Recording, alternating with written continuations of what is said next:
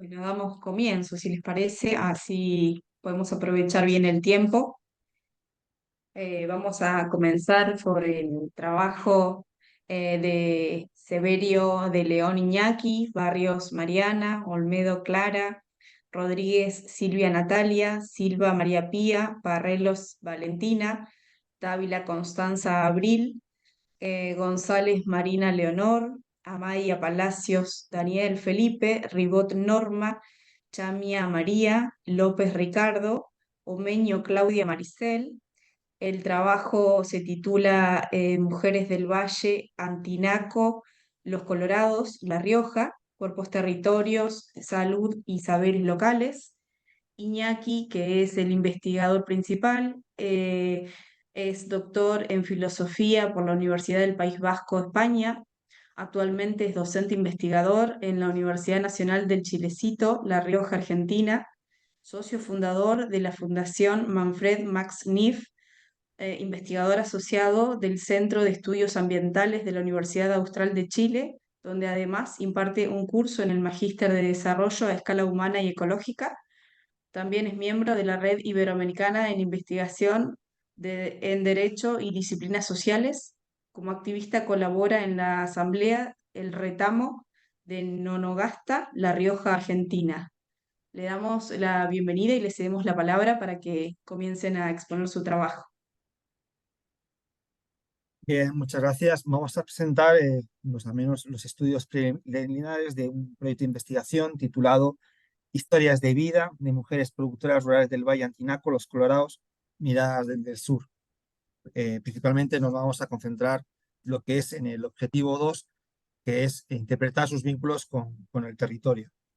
Entonces, empezamos con la primera historia de Doña Gringa. Esta es una señora de Famatina, tiene 81 años, nació en la ciudad de La Rioja, pero eh, desde muy pequeñita la trasladaron a Famatina y ahí vive, y una de sus principales actividades es el telar, aunque ahora ya, lo que es por su avanzada edad, trabaja ya con telares pequeños.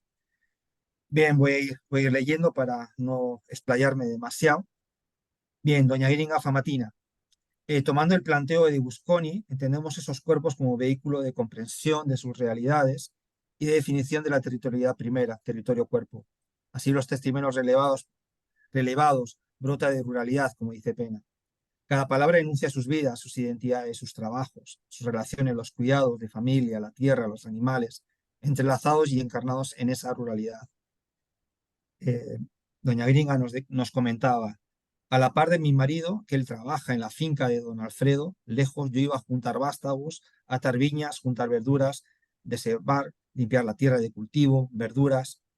El papá sabía venir ahí, en la casa de don Matías, para allá, para la lomita. Fin de cita. Otro aspecto interesante que rescatamos de esa invisibilidad de la categoría cuerpo-territorio, que es la dimensión temporal donde pasado, presente, futuro están condensados en sus cuerpos, donde habitan memorias, leyendas, se enuncian presentes, se proyectan o imaginan futuros, pero siempre con otros, con otras. En palabras de Doña Gringa, decía: yo he vivido así, trabajando, como les digo, en la finca, en la casa de familia, lavando, planchando, llenando colchones de lana. Antes se usaba eso así, sí, de la lanita de oveja. Yo a los 81 no sé si caminar ya. Este año no he hecho dulce de ninguna clase, porque todavía la familia, para hacer algo hay que hacer algo, hay que hacer mucho para dar. Y vienen de Buenos Aires, de Córdoba, de todos lados, de Chilecito, que vienen los hijos, ya les doy. Sus memorias, su pasado y su hoy se entrelazan y se proyectan en su dar a otros y otras que vienen de todos lados.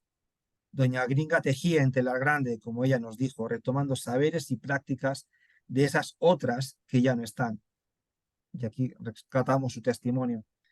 Porque había una señora que enseñaba aquí, doña Zenaida, ya ha muerto, y mi abuelita y yo me acuerdo de ella, tejía telar grande. Yo he tenido el telar grande, sí, ya lo he dejado, ya no puedo tejer, es pesado.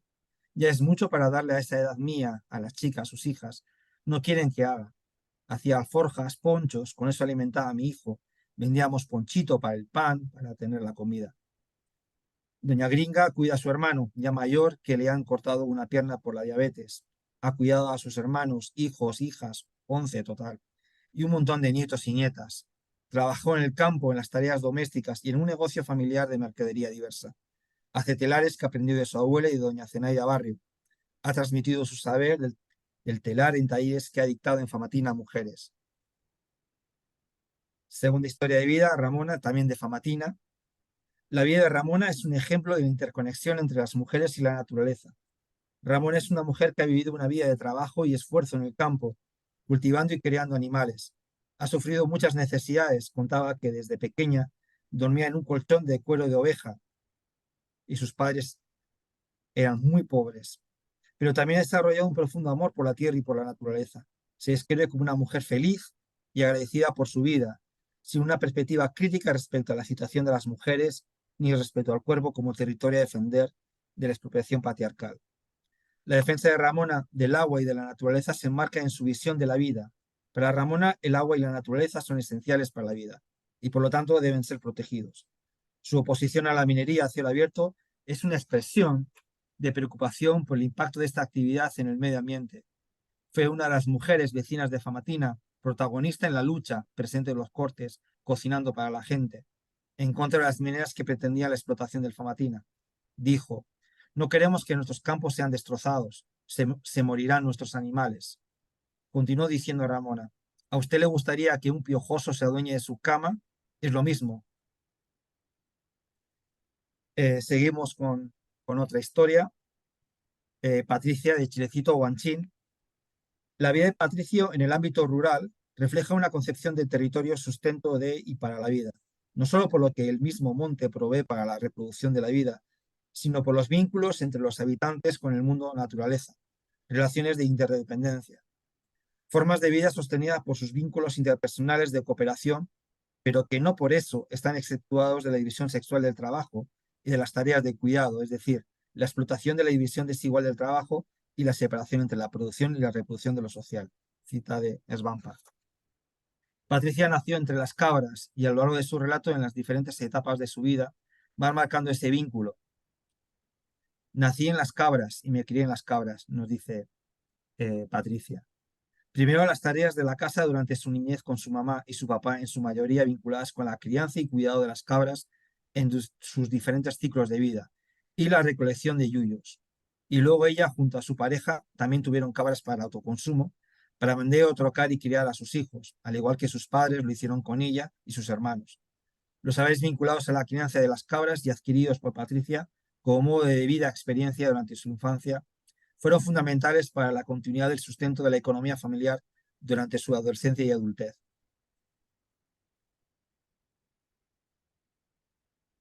A lo largo del relato de Patricia, la figura de su mamá está muy presente en los cuidados hacia ella y sus hermanos durante la infancia, en la división de tareas, en la enseñanza de saberes como la crianza de las cabras y producción de alimentos, vestimenta, entre otros, en la recolección de los yuyos, ambas actividades económicas que sostenían a la familia porque les permitía bajar al pueblo a vender cabritos y yuyos o intercambiarlos por mercadería. Se identifican prácticas propias de una cultura del cuidado, interpersonales como la reciprocidad entre las mujeres, habitando roles fundamentales durante determinados momentos de reproducción de la vida, como en los partos, sino también en lo que se refiere a la transmisión de saberes en una forma de vida con la naturaleza, como en las tareas durante la infancia vinculadas con la producción de cabras y sus derivados. Olga, Chilecito, estación 3. Olga es una mujer de 70 años, nacida en Chilecito, que hace 17 años vive en el distrito Santa Florentina, a 2.000 metros de altura, cerca de la estación 3, en donde tiene un emprendimiento turístico con su marido y con sus hijos, ya adultos. Además de ser una productora rural y de relacionarse con la naturaleza a través de su trabajo, cría animales, elabora dulces caseros y otras cosas. En los testimonios solo aparecen otros vínculos con el territorio. Por una parte, en su discurso identificamos una posición crítica y defensa respecto al territorio tierra, particularmente frente a proyectos extractivistas como la minería. Ella nos comenta: no la tienen que hacer. ¿Por qué? Y el agua es la que tomamos, con ella trabajamos. Y también hay una oposición a la creación de un parque nacional. Ella nos comenta: ellos querían ser dueños, te quieren agarrar todo, eso es nuestro. Así, Olga se refiere al agua como el motivo de su rechazo a la minería, fundamentando su relevancia para la vida, para beber, para trabajar. Asimismo, se refiere a la tierra, a los animales, como algo nuestro, a defender de ese proyecto de patrimonialización al que perciben como una forma de adueñamiento, es decir, de despojo. Cabe destacar que cuando le preguntamos si estuvo en los cortes contra la minería, dijo que no, pero que vino gente de otro lado que quiere hacer un parque nacional, es decir, sin que le preguntáramos por ese tema, ella relacionó minería con patrimonialización. Quinta historia, Romina Los Colorados. Esta es la mujer más joven que hemos entrevistado. Romina es una mujer de Los Colorados, tiene 29 años, vive en pareja, tiene 2 hijos. Es oriunda de Talamuyuna, es parte de la cooperativa de trabajo de la localidad, donde utilizan el algarrobo como producto comercial, realizando productos alimenticios y cosméticos. A partir del análisis de la trayectoria de vida de Romina, podemos dar cuenta de momentos de su vida que se relacionan quiebres. Estos momentos tienen una estrecha relación con situaciones de migraciones y de diversas relaciones de parentesco que fueron conformando una red de relaciones familiares con múltiples aristas. Entre ellas, roles de género, donde las mujeres de su familia, abuela, madre, incluida ella, son quienes realizan tareas de cuidados en sus entornos familiares. Entre las tareas que destaca mencionamos limpieza de la casa, cocinar para el resto de la familia, cuidado de los niños. Incluso su hermano ha sido criado por una mujer del pueblo. Esto marca una división de roles de género que a su vez se visibiliza en el trabajo de la cooperativa. Las migraciones dan cuenta de momentos donde las relaciones de parentesco generan movilidad, pero no solo el parentesco, también la búsqueda de trabajo, la educación, la salud, son cuestiones relacionadas con movilidad y desarraigos. Por otra parte, relacionada con cuestiones de territorio e identidad, podemos destacar la relación con el territorio. 3 momentos son significativos y se relacionan de diferente forma la naturaleza y la cultura. En su trayectoria de vida, el agua aparece como un elemento esencial, escaso, pero a su vez como fuente natural. La relación con el agua tiene una relación con la naturaleza, donde se obtienen de vertientes naturales, y por otro lado con la cultura y la aparición del ferrocarril. Este fenómeno generó que se modificara la naturaleza del agua en el proceso migratorio y la llegada a los colorados. También existen momentos, si bien se viven como avances para la comunidad, dan cuenta de esa relación con la naturaleza. En principio no se especifican años, el agua se extraía de pozos tirando de baldes con burros. La intervención del Estado y con ello los organismos encargados de regular el agua instalaron un pozo de donde se abastece el pueblo. Las cuestiones territoriales que vincula a Romina en su trayectoria se relacionan con el uso de productos de la tierra. Por un lado, le imprimen cierto grado de identidad, ya que suelen encontrarse en ese espacio, pero además están acompañadas de saberes que se transmiten generacionalmente. Estos saberes tensionan los saberes académicos y profesionales, y esto se visibiliza con la relación con la salud.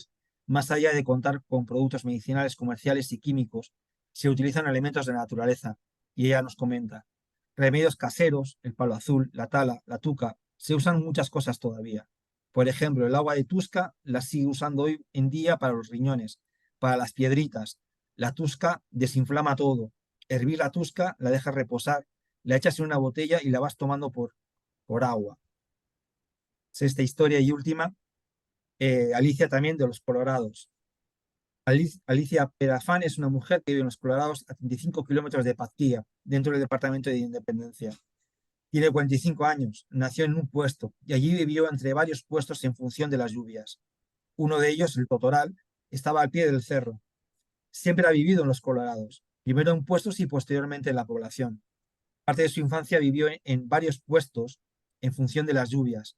Un puesto estaba más cerca de la ruta que utilizaban cuando tenían que hacer trámites o se enfermaban. Hay una vinculación estrecha con la naturaleza porque de ella dependían para alimentarse y subsistir. De niñas jugaban con barro, con agua, con materiales que rescataban del territorio. Hay una identificación muy fuerte con el territorio, pues siempre ha vivido ahí, a pesar de los sacrificios. Sin embargo, y pese a la austeridad de la vida, reconocen que nosotros prácticamente tenemos todo.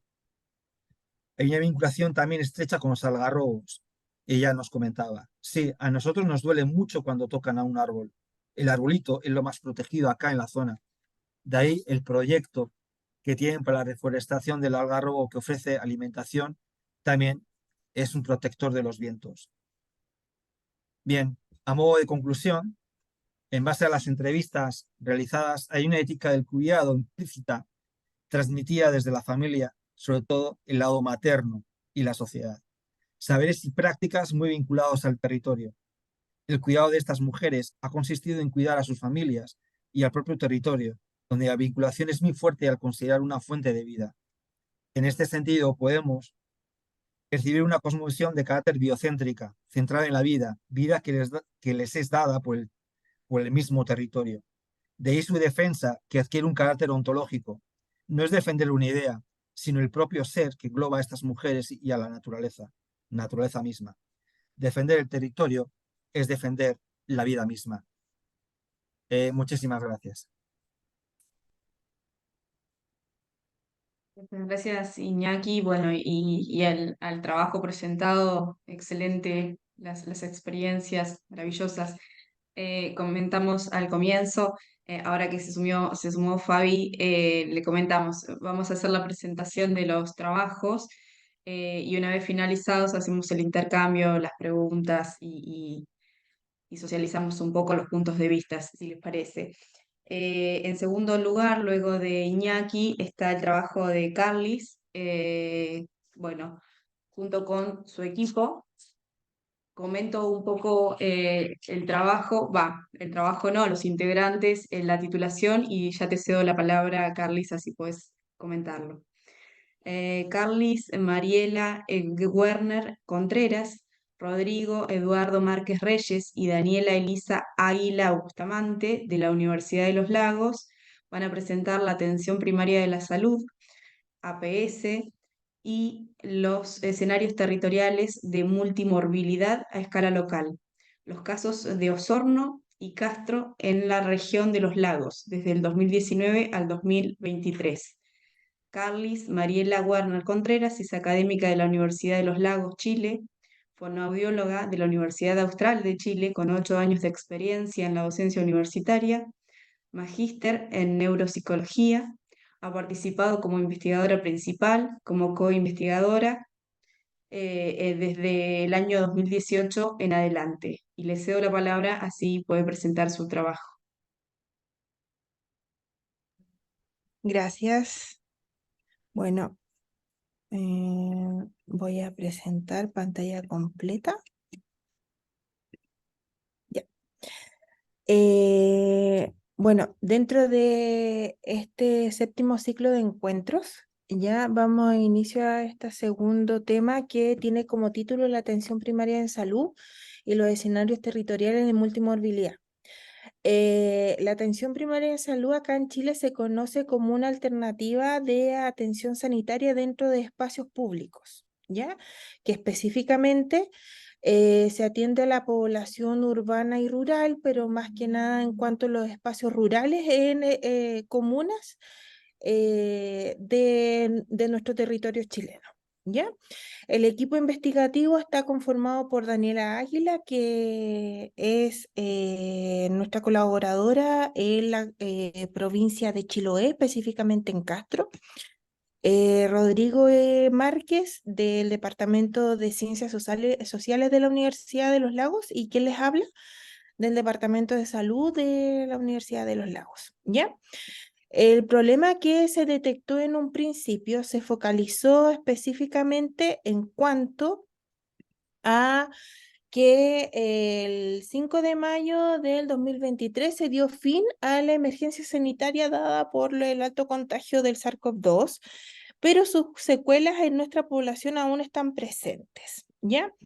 En general, las secuelas, dependiendo del gobierno que se pueda focalizar, busca contrarrestar estas secuelas y uno de las alternativas que en nuestro territorio chileno se vio que inevitablemente alteró el perfil epidemiológico a diversas escalas en la región de los lagos.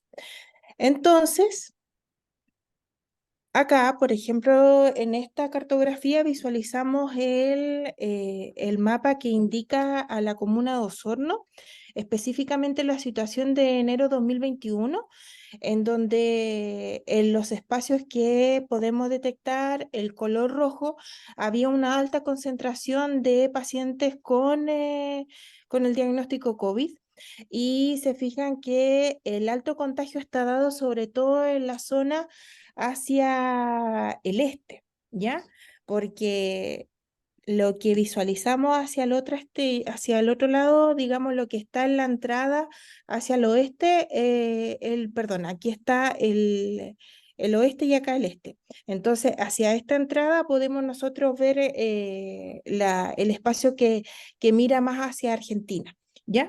Y en este punto nosotros podemos focalizar el alto contagio que se focalizaba específicamente en la zona más alta de la comuna de Osorno. Entonces, los efectos de la pandemia en los diferentes escenarios sanitarios se pueden distinguir en dos grandes escenarios. Uno de ellos es la población sobreviviente por el contagio positivo del COVID-19, en donde la población pudo haber presentado diferentes tipos de secuelas. En la lámina visualizamos trastornos respiratorios, deglutorios, neurológicos, motrices, psicológicos, pero en realidad en la literatura podemos detectar un sinfín de otras secuelas. Y por otro lado, en esta propuesta investigativa, nosotros nos queremos enfocar a poder describir qué es lo que sucedió con respecto a las poblaciones afectadas de manera indirecta, en donde no hubo, por ejemplo, un contagio positivo COVID-19, ni tampoco las secuelas que están ahí en la lámina, ¿ya? Entonces, durante alrededor de 2, 3 años, la población en nuestro territorio se restringió y tuvimos que muchas veces estar enclaustrados en nuestro espacio, en nuestras casas, y ello modificó considerablemente el afán del día a día. Y ello aumentó también de una forma considerable el porcentaje de las patologías no transmisibles que son en general altas en el territorio chileno, y ello obviamente también aumenta la cantidad de personas diagnosticadas con aquella condición, en este caso con las patologías no transmisibles o crónicas.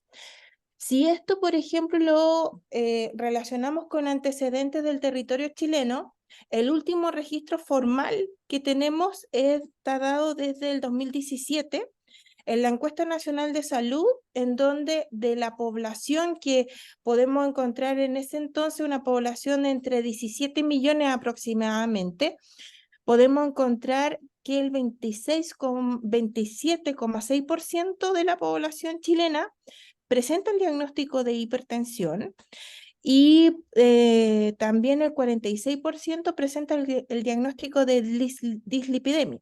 Entonces, no me voy a enfocar en cuanto a los antecedentes que son los últimos validados, pero sí es para tener un antecedente de qué es lo que eventualmente, tanto en la ciudad de Osorno como en la ciudad de Castro se pueda generar.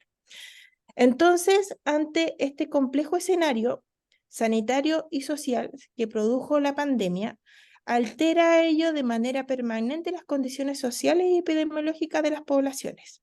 Es por ello que nace la siguiente hipótesis de trabajo, en donde se declara lo siguiente.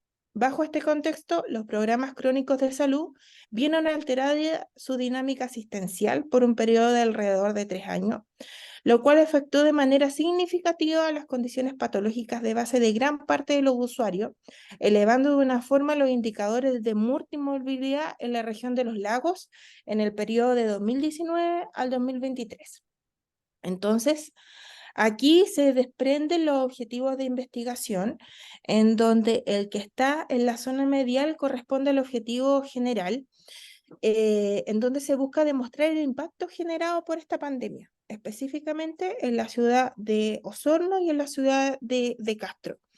Es la condición patológica de multimorbilidad de los usuarios y usuarias pertenecientes a los programas crónicos de salud en la comuna de Osorno y Castro durante el periodo 2019-2023.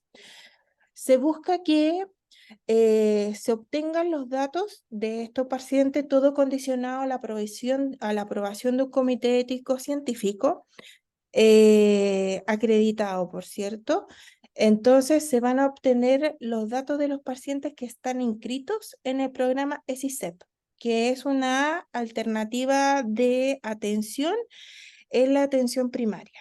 ¿Ya? Ahí se estratifica de acuerdo al riesgo y la cantidad de patologías crónicas que cuenta el paciente, se estratifica de acuerdo a un riesgo. Desde ello se desprende el primer objetivo general, perdón, el específico, que se conoce como caracterizar las poblaciones inscritas en los programas de salud de las comunas Osorno y Castro, tanto sociodemográfica como respecto a las condiciones sanitarias. Entonces ahí se busca que se describa desde los aspectos que están ahí detallados, también utilizando estadística descriptiva, estadístico en cuanto a posición y estadístico inferenciales. Esta mirada, este primer objetivo específico tiene una mirada en cuanto a, digamos, a variables de tipo cuantitativa, mientras tanto que el objetivo específico 2 y 3 tiene, digamos, una mirada cualitativa. El objetivo específico 2 es conocer acerca de la dinámica laboral, emocional de los equipos responsables de la atención, evaluación y seguimiento de las personas inscritas en los programas crónicos, para así esto divulgar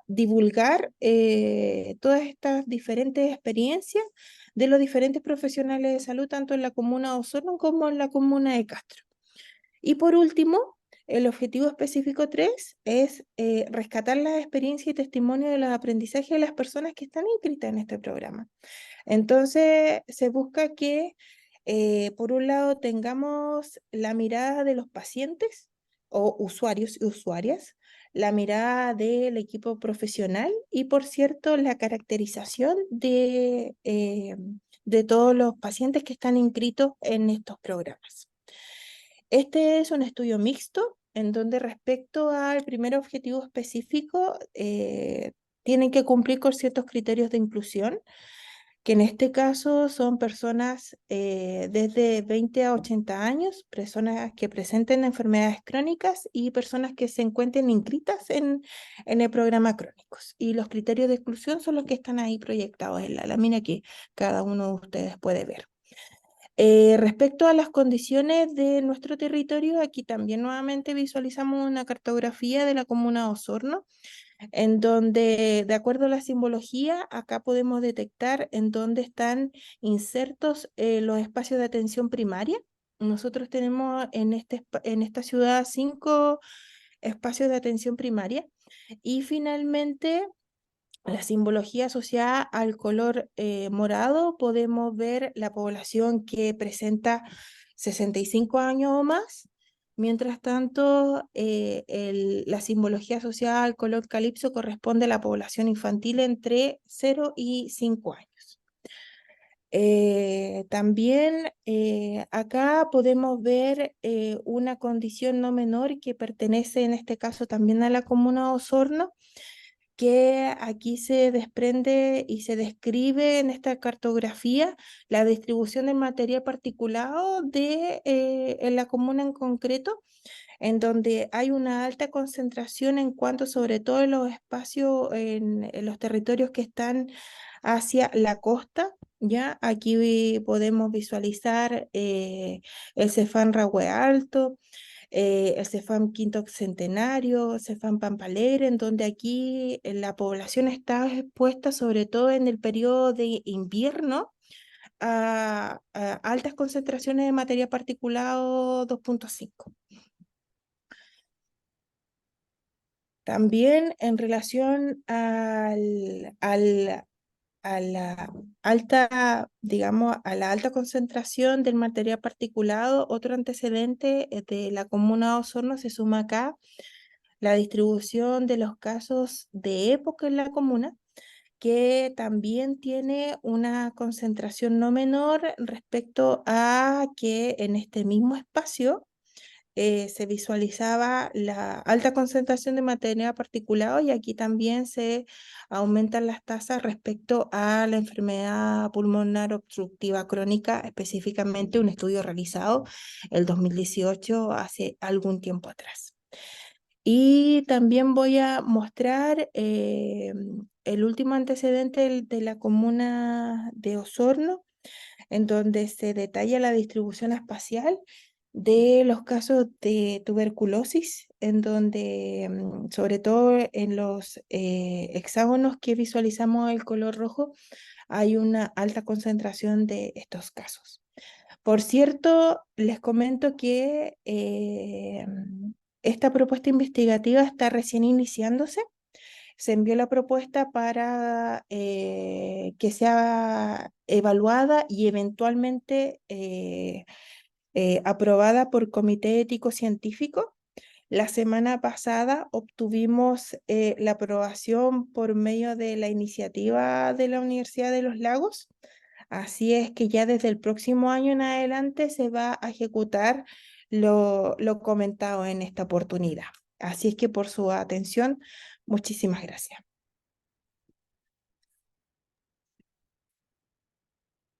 Muchas gracias, Carlis, por la presentación del proyecto. Bueno, y esperamos el año que viene que te sumes a comentarnos un poco cómo es la evolución y en el caso de tener resultados preliminares también que los podamos conocer.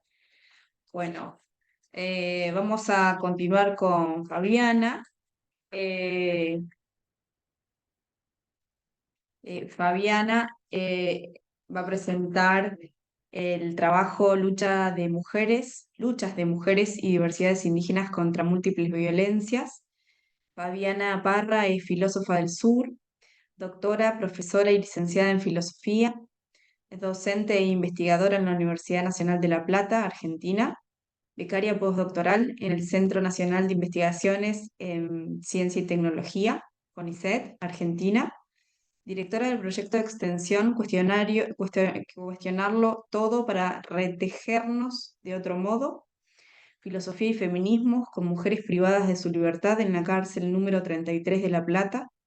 Sus investigaciones están centradas en el abordaje filosófico materialista e interseccional de subjetividades marginalizadas, en sus múltiples opresiones y sus resistencias políticas. Es editora en Resistencias, revista de filosofía de la historia del Centro de Investigaciones en Ciencias Sociales y Humanas de América Latina, asociado a Claxo. Es coautora del libro Desigualdades, Resistencias y Derechos en Latinoamérica y el Caribe, editado por Religación Press, Quito. Bueno, Fabi, si querés compartir, ahí está habilitada la opción y te cedemos la palabra y te escuchamos atentamente. Hola Cintia, muchas gracias. Hola a todos. Estoy muy contenta de poder participar de esta mesa y me disculpo por haber entrado unos minutitos tarde. Mi computadora está cada vez peor y más lenta y demoraba y giraba para poder entrar. Pero bueno, acá estoy y me encantó poder escuchar las exposiciones anteriores. El trabajo que yo presento en esta oportunidad se centra en los agenciamientos epistémico-políticos de mujeres y diversidades indígenas en Argentina, más específicamente en la Patagonia, atendiendo a sus trayectorias situadas y a sus múltiples opresiones. Se trata de una población vulnerada histórica y sistemáticamente que supo construir estrategias de resistencia en defensa de los bienes comunes, de los cuerpos territorio y de su autodeterminación en un contexto de capitalismo neoliberal, neocolonial y extractivista que puntualizaré en el desarrollo del trabajo, que se centra en una forma particular de violencia, si bien las violencias, como bien mencionó Cintia respecto al título, son múltiples, se encuentran imbricadas. Me centro en la violencia epistémica que sufren estas poblaciones que a partir de la conquista pierden uno de los derechos fundamentales a la autodeterminación, que es el derecho al nombre propio. En este sentido, el trabajo reconstruye los intentos de borramiento de lo que podemos llamar la identidad indígena, principalmente en el reemplazo de sus lenguas originarias por la lengua española, en el caso de las comunidades indígenas en Argentina, y consecuentemente los intentos de aniquilamiento como sujetos epistémico-políticos de estas poblaciones, frente a lo cual emergen importantes activismos indígenas, principalmente desde la década de los años 90, y yo me centro en el movimiento de mujeres y diversidades indígenas por el buen vivir, que es un movimiento en el que se nuclean, un movimiento federal, plurinacional, antiextractivista, que es bastante reciente y tiene una serie de características muy novedosas. Antes de continuar con el desarrollo, quería comentar que este trabajo, un poquito del marco y cómo nace, forma parte de mis trayectorias como docente e investigadora en filosofía en la Universidad Nacional de La Plata. De hecho, en la materia de filosofía, en la Facultad de Trabajo Social, tenemos un programa curricular con temas muy vinculados a este. Por ejemplo, trabajamos con el texto de Moira Millán, Cuerpo Mapuche, Cicatrices en el Alma, y forma parte de mi trayectoria como becaria postdoctoral. Bueno, ahora recientemente seleccionada como investigadora del CONICET en un contexto bastante adverso, es decir, esto forma parte de mi proyecto en la postulación al ingreso a carrera del investigador científico, bajo la dirección de Alejandra Ciriza y de Fernando Lizarraga. Se trata, por tanto, de una investigación en curso que recoge mis trayectorias anteriores vinculadas a las críticas al colonialismo, al capitalismo, al sexismo y al racismo desde una perspectiva interseccional. Lo primero acá es puntualizar la cuestión de la violencia epistémica referida a una desigualdad estructural en la que determinados sujetos, por cuestiones de diferenciación social, por cuestiones de determinada pertenencia sexogenérica, racial, etaria, son disminuidos en su agencia epistémica, en lo que Moira Pérez llama el intercambio epistémico, y desvalorizados en cuanto a sus saberes. La idea y la aplicación de la idea de que ciertas personas no son capaces de producir saberes adecuados o que no podrán evaluarlos, comprenderlos, en una de las formas más claras de violencia epistémica, incluso al punto de opacar otras formas de violencia más sutiles, pero igualmente efectivas. Pongamos por caso la violencia sexista, racista, capitalista. De manera análoga a la recuperación de la crítica trans a los procesos de objetificación que realiza Moira Pérez, en este trabajo comprendo que la objetificación que elimina la agencia de quienes son relegados a meros objetos, y en los que en este proceso se consolida la idea de superioridad intelectual de ciertos sujetos, lo que propongo es que comprender que en este proceso de objetificación se da la conjunción de justamente identificar a ciertos sujetos, subjetividades como objetos, tomarlos como objeto de estudio y simultáneamente, no consecuentemente o luego, sino simultáneamente descalificarlos en este intercambio epistémico, lo que supone comprender es que estos sujetos no aportan, no son agentes epistémicos. Para ello, no me quiero detener demasiado en cuestiones más teóricas, pero esto implica también recoger el guante, recoger teorizaciones de las epistemologías críticas, bueno, por excelencia la crítica que Donna Haraway realiza a los procesos de objetificación, que según la autora alimenta sistemas de desigualdad y explotación que exceden lo epistémico, es decir, traspasan las fronteras de lo estrictamente epistemológico y, por supuesto, tienen sus incidencias en el ámbito político, económico, y esto está anudado a la idea de que estos objetos, estas subjetividades homologadas a objetos o cosas, son meros recursos para proyectos extractivistas, lo cual lo enmarca dentro de un capitalismo neoliberal, podemos decir, por nuestro espacio temporal. Siguiendo esta dirección, el trabajo cuestiona los procesos de objetificación, de inferiorización, puntualmente de mujeres de diversidades indígenas en Argentina, y intenta examinar en clave materialista, interseccional, la articulación entre los intentos de borramiento epistémico político de estas subjetividades con procesos de aniquilación material, de exclusión y de opresión, enmarcados en el capitalismo extractivista, en lo que mencionamos anteriormente, que supedita la vida a la producción de ganancias y que está absolutamente vinculado a los procesos de despojo que estamos atravesando y que sistemáticamente se reproducen principalmente en el sur de nuestro país, en la Patagonia.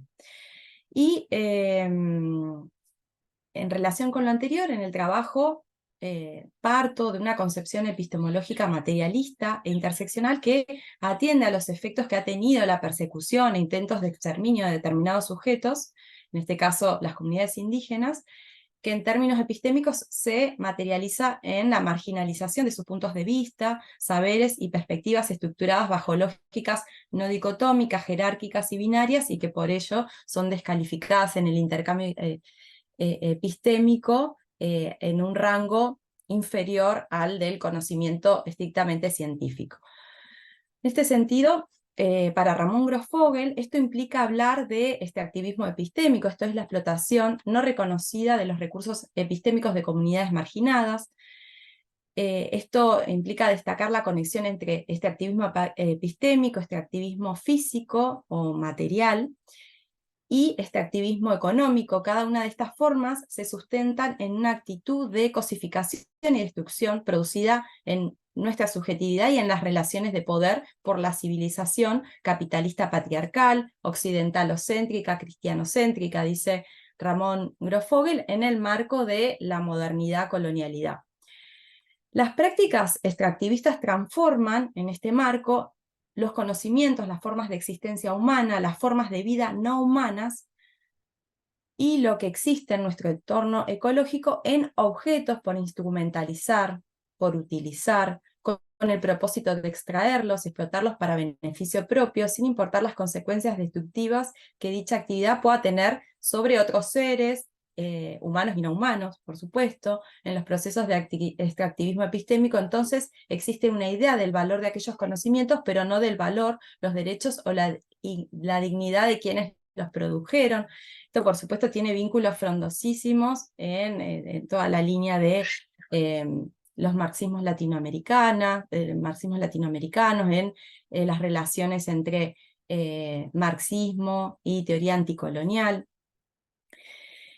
Para no andar demasiado en todo lo que es el marco, simplemente me gustaría señalar que en estas coordenadas se enmarca la guerra, el genocidio y la ocupación militar de territorios en los cuales vivían pueblos autónomos que eran definidos, fueron heterodesignados como indígenas en el proceso que se mal conoce como la conquista del desierto en Puelmapu, puesto que no había desierto en este territorio ancestral, sino naciones milenarias que fueron ultrajadas con mecanismos específicos de control. A partir de este acontecimiento crucial en la construcción no solo de la matriz Estado, nación, territorio argentino, sino de una supuesta nación sin indios, según las narrativas nacionalistas hegemónicas, se produjo un proceso de apropiación de bienes comunes naturales por parte de este Estado argentino, pero también de vulneración de cuerpos territorios, de borramiento de conocimientos ancestrales, el desplazamiento de lenguas originarias, así como también un proceso de incorporación, asimilación, subordinación de los pueblos indígenas a este Estado, nación, territorio que necesitaba construir una identidad nacional homogénea. En el caso del mapudungún, lengua originaria del pueblo nación mapuche, o mapuzungún, se produjo un desplazamiento por el castellano, constituyéndose en lo que la poetisa Liliana Ancalao llama un idioma silenciado. Sin embargo, cabe señalar que debido a la intervención de los activismos y militancias de organizaciones indígenas durante los últimos años, se ha logrado romper con ciertos silencios historiográficos, incluso reivindicar a la lengua materna, esta lengua originaria, desplazada, para pasar a reconocerla como un símbolo de orgullo y de afirmación identitaria. Esto vincula estrictamente en términos filosóficos la cuestión del reconocimiento, Estas organizaciones y los activismos indígenas desempeñan entonces desde la década de los 60, pero principalmente, como decía al inicio, desde los años 90 del siglo XX, un rol fundamental en la defensa del territorio y sus bienes comunes, así como en estas luchas por el reconocimiento y autonomía de su cultura, lo que revela, o lo que podríamos, tensando la cuerda, llamar que esta lucha por la lengua es también una lucha por el territorio. Las estrategias del lenguaje que las narrativas nacionalistas emplean para construir el imaginario de una nación sin indios, por supuesto que implican el anudamiento de múltiples violencias, pero que se traducen específicamente en violencia simbólica, violencia epistémica, que son formas más solapadas que la violencia cruda del genocidio material y físico, pero igualmente soportes constantes y que se retraducen en distintas legitimaciones con el paso de los gobiernos. Lo que se articula y tiene continuidad, aunque no de manera monolítica, con el supuesto de que en Argentina todos descenderíamos de blancos europeos, ¿no? Esas desafortunadas palabras del hasta ahora actual presidente, Alberto Fernández, lo que radicaliza la violencia cotidiana, estructural e histórica que sufren estos sectores. Remarco esta cuestión porque si estas palabras han estado en boca de un presidente bajo el paradigma de los derechos humanos, ¿qué nos podemos esperar en vísperas de de gobiernos como los que se avecinan, que sin ningún tipo de tapujos consideran que las comunidades indígenas son terroristas, que deben ser aniquiladas, lo cual presenta un horizonte como letal y sin dudas la necesidad de que estas luchas se articulen, se refuercen. Parte de esta violencia reside en el borramiento entonces de sus antepasados y de los nombres originarios de su territorio, que era una cuestión muy puntual en la que me interesa centrarme. A partir también de mis experiencias vividas, yo nací en la localidad rionegrina, cuyo nombre originario es Fisquemenuco, Pantano Helado, pero que es oficialmente llamada General Roca a partir justamente de la conquista del desierto, precisamente a partir de 1885, este lugar comienza a llamarse así en honor a quien estuvo al mando del genocidio indígena, lo cual por supuesto reproduce, legitima la victimización, el horror, ¿no? En esta cuestión, y por supuesto en el avasallamiento de uno de los derechos humanos elementales, que es el derecho a la autodesignación y al nombre propio.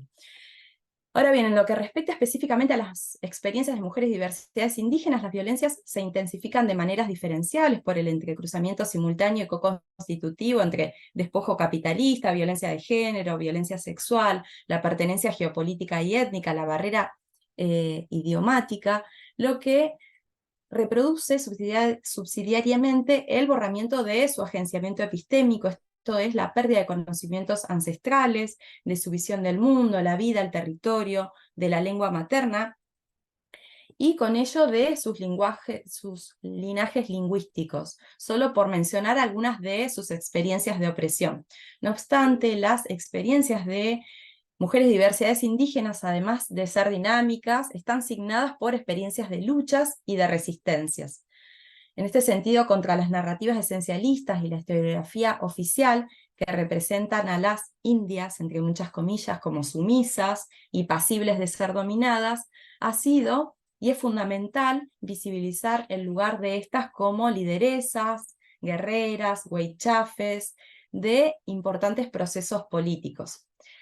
En este sentido, y no voy a redundar tampoco en esta cuestión, pero sin duda es la interseccionalidad, o al menos el punto de partida teórico que asumo, es una perspectiva de análisis que nos permite aproximarnos a la complejidad y simultaneidad de posiciones por fuera de los marcos dicotómicos binaristas según los cuales es bueno, malo, víctima o victimario, opresor o oprimido, y permite mostrar contra las posiciones idealistas y folclorizantes de lo indígena que con la llegada del Winca las mujeres indígenas comienzan a sufrir también sexismo dentro de sus comunidades, producido por lo que Moira Millán llama un pacto entre varones indígenas y no indígenas que buscan ocultar el lugar de las mujeres indígenas como líderes, dirigentes políticas.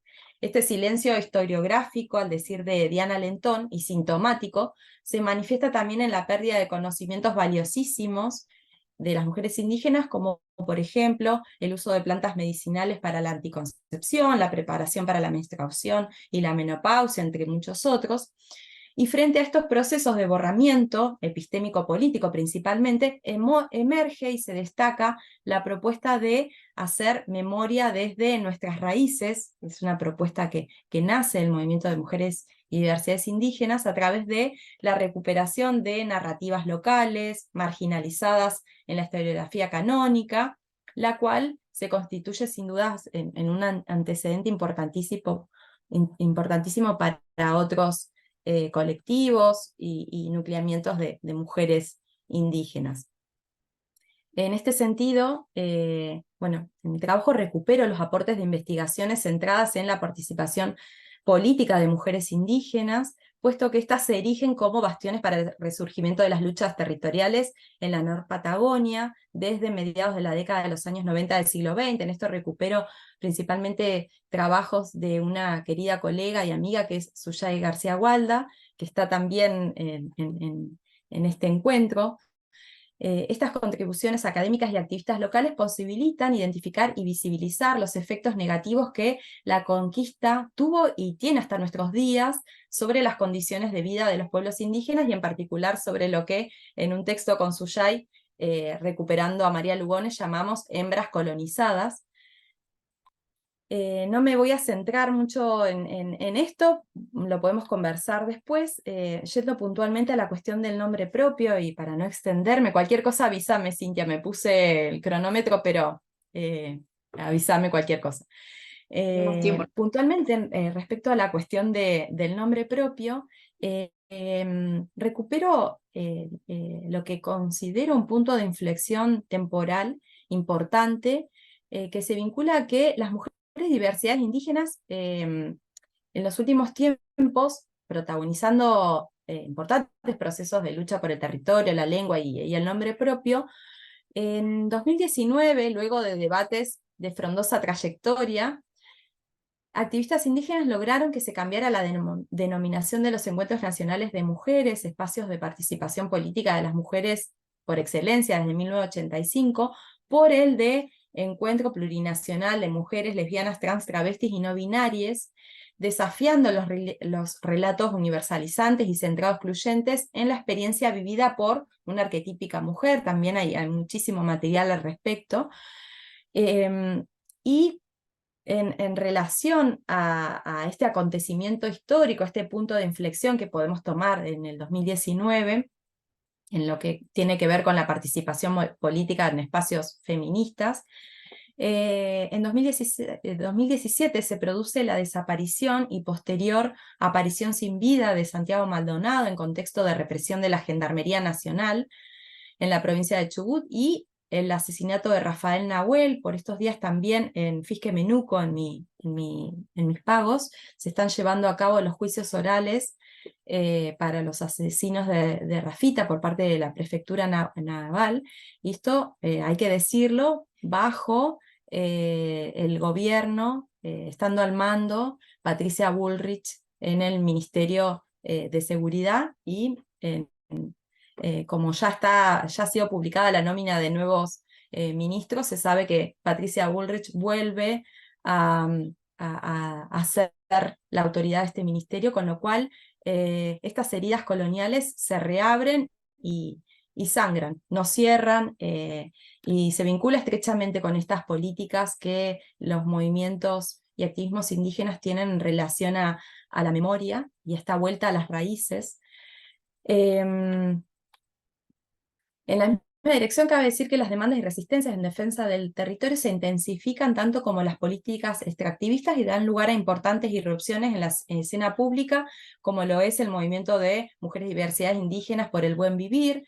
En marzo del 2021, no sé si recuerdan, esta organización lleva a cabo la Marcha de Mujeres y Diversidades Indígenas contra el Terricidio, con la que se busca la implementación del modelo del desarrollo del buen vivir como alternativa al capitalismo activista neoliberal.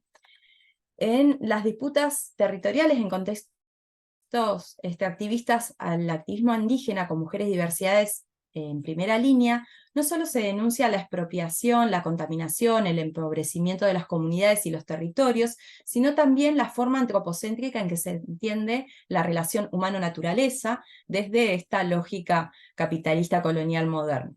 Y esta perspectiva es representada por los defensores del proyecto histórico del capital como un peligro, una amenaza, dando lugar a reactivismos políticos que tienen una forma precisa y reactualizada en el caso de las mujeres y diversidades indígenas, lo cual es ilustrado con la persecución y encarcelamiento de las mujeres mapuche, precisamente de Love Winkul Mapu, desde octubre del 2022, que recientemente lograron la liberación, pero siempre está en amenaza los acuerdos que se realizan con el Estado, quienes fueron desalojadas de sus territorios en condición de presas políticas. Esto es un conflicto que se reactiva todo el tiempo y que pone sobre el tapete la cuestión del lugar que tienen los discursos que representan a estas comunidades como terroristas, peligrosas, una amenaza, y que lejos de ser meros discursos, meras ideas, palabras que se dicen sin saber, tienen efectos concretos y materiales de violencia. Y por supuesto un efecto de legitimación y de enquistamiento en el imaginario social y colectivo. Para aventurarme ya hacia el final, quería señalar que desde la perspectiva interseccional materialista, considero que de manera similar a otros fenómenos ideológicos discursivos, como el que se despliega contra lo que algunos sectores neoconservadores representan como ideología de género, por ejemplo, se han producido procesos de tergiversación, de absorción y de apropiación conceptual de términos como de buen vivir, cuerpo-territorio, interculturalidad, identidad, que favorecen, es decir, estos procesos de neutralización favorecen la apropiación por parte de sectores adversos. Y mediante la construcción de genealogías críticas, lo que propongo en mis investigaciones es que lo que se posibilita es aportar al reconocimiento del agenciamiento epistémico de mujeres y diversidades indígenas, de manera análoga a lo que sucede con otras subjetividades marginalizadas, a partir de un mapeo de sus conocimientos y saberes.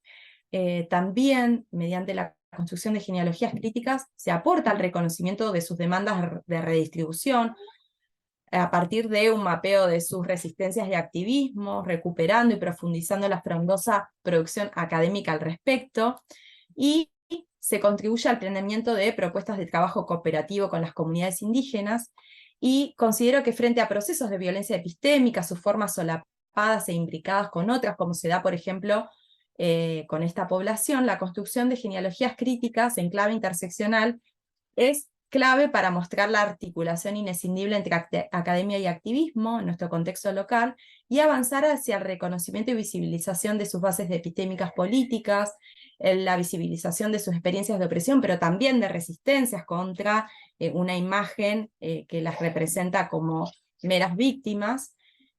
Y en este trazado Sylvan Allan y los feministas y un montón de otros interrogantes, por ejemplo, es el de si es posible hablar de un feminismo indigenista, o qué relación tensa y contradictoria existe entre los feminismos y los espacios y los activismos indígenas, sin que esto suponga alguna violencia epistémica, es decir, se abren un montón de otras líneas teóricas que arrojo así, que delinea y anticipa cómo siguen las trayectorias de este trabajo y de mis futuras investigaciones. Bueno, muchas gracias y disculpen el ruido ambiente, está mi hijito, como habrán escuchado, acá dando vueltas. Gracias. Muchas gracias, Fabi. bueno, fue un poco más extensa tu ponencia, una de las participantes no participó, o sea, no se pudo sumar, así que bueno, tenemos un poco más de tiempo. ¿Se escucha? Me ponen que no se escucha. No, es Carly, ¿no que no se escuchás? escuchaba, no, sí, a ti te escucho, solamente que que comentaba Fabiana que se escuchaba su niñito, yo por lo menos no lo percibí. Ah, no, yo tampoco. Así que fue una ¡Ay, qué preocupación bueno! tuya nomás. Está acá a los gritos, quiere entrar. No, quédate tranquila que no se escucha. Bueno, entonces voy a pasar a compartir mi presentación, que está bastante en diálogo con lo que planteó Fabiana, la temática. Bueno, van a ver que hay muchos puntos en común sobre el objeto sujeto de estudio. A ver si puedo compartir. Mm, ¿Se ve bien? ¿Se ve ampliado ahí? No. Así sí. Ahora sí. Bien. Eh, Bueno, comento un poco simplemente mi CV. Yo soy doctoranda en filosofía por la Facultad de Humanidades y Ciencias de la Educación de la Universidad Nacional de La Plata. Soy magíster en filosofía por la Universidad Nacional de Quilmes, becaria Fogart International Center, Cancer Institute por la Facultad Latinoamericana de Ciencias Sociales, Flaxo, por el programa de capacitación en ética en investigación 2023 en la maestría en bioética. Soy especialista y diplomada superior en bioética por Flaxo. Cursé un posgrado en Ciencias Políticas y Sociología. Soy licenciada en Educación, profesora en Filosofía, en Educación Especial. Me desempeño como docente de grado en Institutos Superiores de Formación Docente y como investigadora dirigí y participo de distintos proyectos de investigación en la Universidad Nacional de La Plata, en la Universidad Nacional de Quilmes, en el Instituto de Formación Docente del Ministerio de Educación.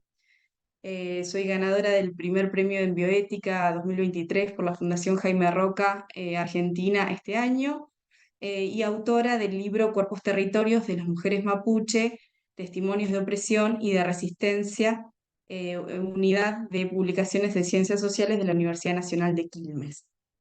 Bueno, comento que mi tema de trabajo forma parte de mi tesis doctoral, es uno de los capítulos y tiene base en algo de lo acontecido en este mismo proyecto de encuentros, de ciclo de encuentros que se organiza de forma anual hace 7 años, este es el séptimo, así que muchas de las voces que están tomadas acá, específicamente el de una mujer indígena mapuche, fue tomado de ese encuentro.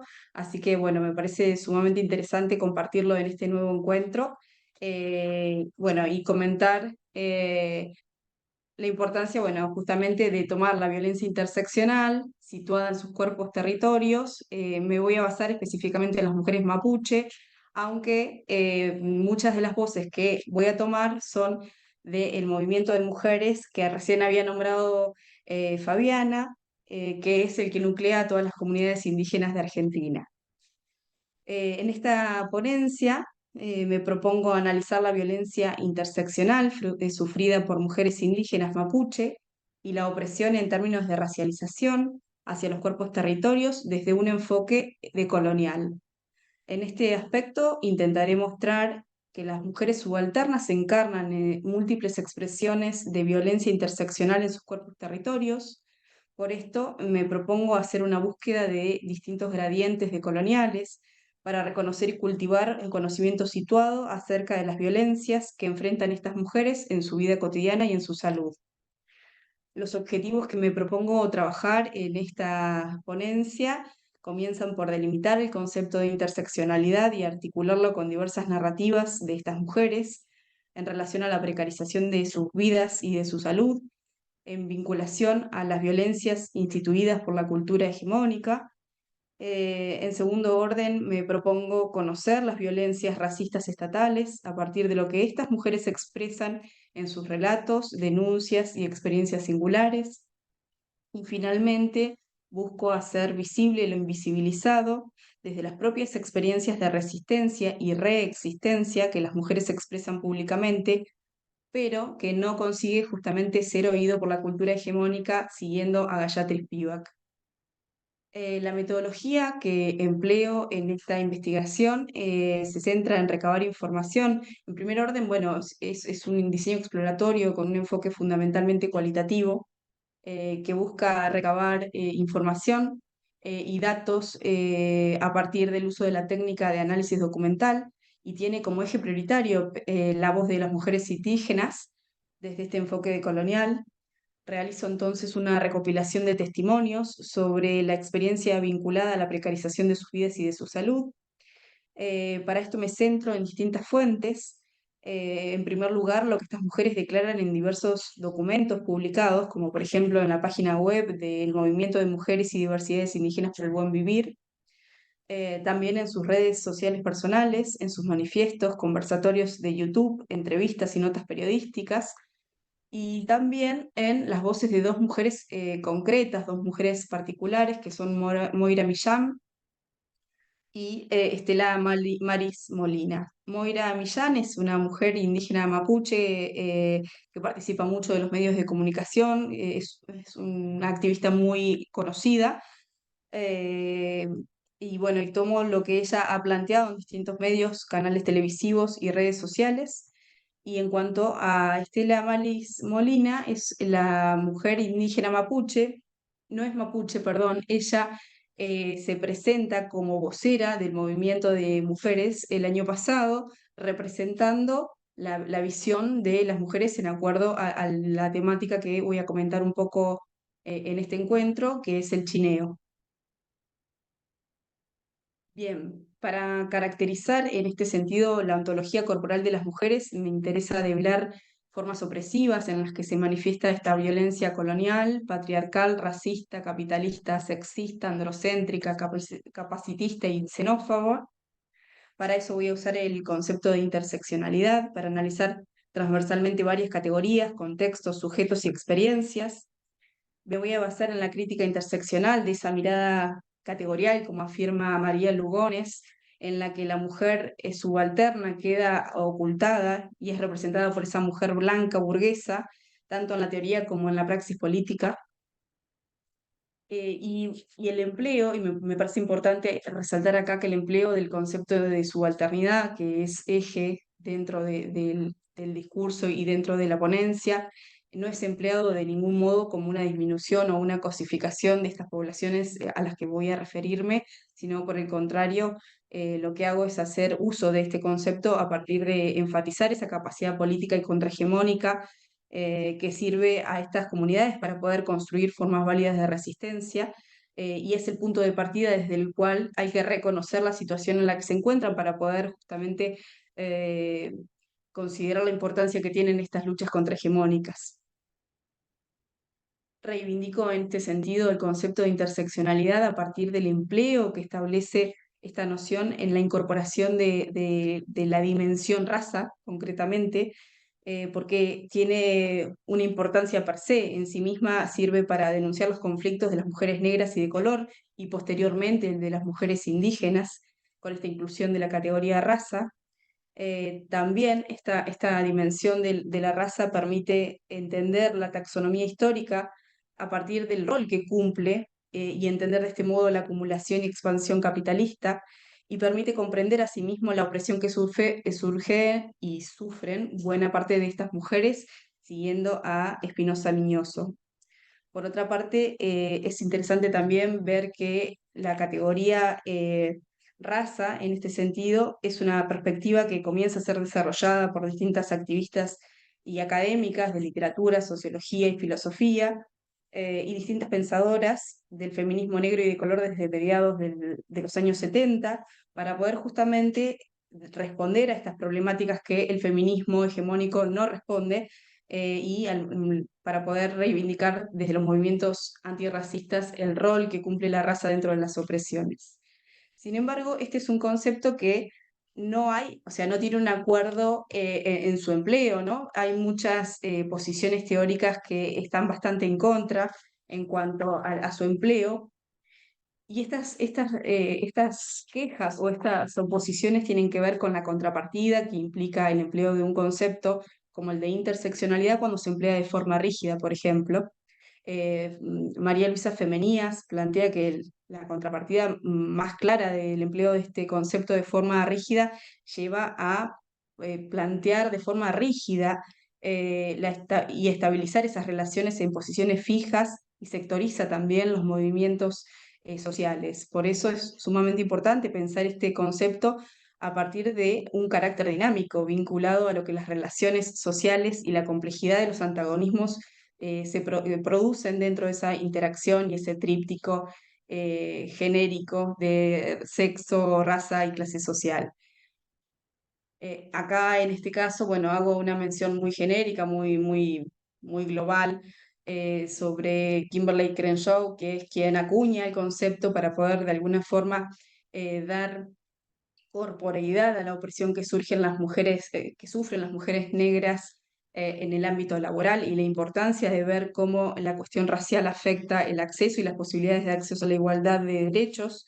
Y después vemos teóricas como por ejemplo Oki Curiel, que es una de las teóricas que no está a favor del empleo de este concepto, porque justamente considera que este concepto, la interseccionalidad, es funcional a la categorización y a la reducción de las mujeres y de las diversidades en relación a esas dimensiones opresivas que genera, pero no dice nada de la diferencia, solamente promueve una descripción de esos efectos de la diferenciación y lo que ella propone justamente es una lucha radicalizada contra estos sistemas opresivos que son los que causan, los que ocasionan esa diferencia para no quedarnos en la descripción de los efectos, ¿no?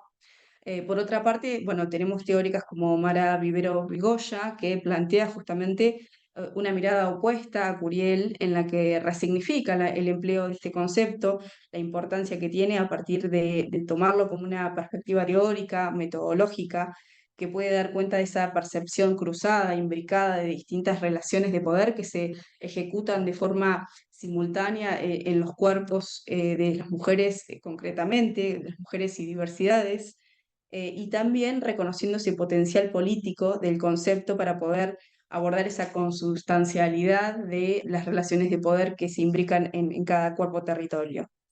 En particular, a mí me interesa reconocer este concepto como una herramienta metodológica conceptual para abordar esas violencias instaladas en corporeidades específicas.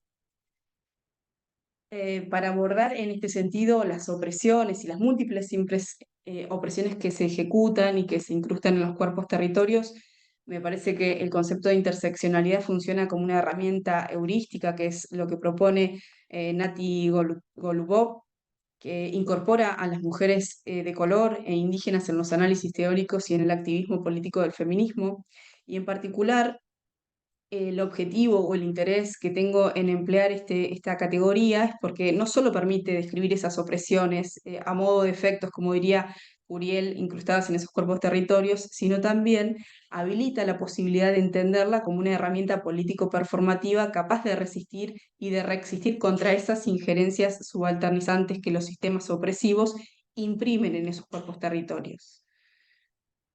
Concretamente, me parece que la cuestión más importante tiene que ver con el enfoque mediante el cual me centro para poder hacer este análisis, esta investigación, que es el posicionamiento decolonial. Considero que mostrar las formas de subalternización que oprimen a las mujeres es el primer paso para poder cambiar esas relaciones de poder que se definieron desde una posicionalidad particular, como plantea Castro Gómez.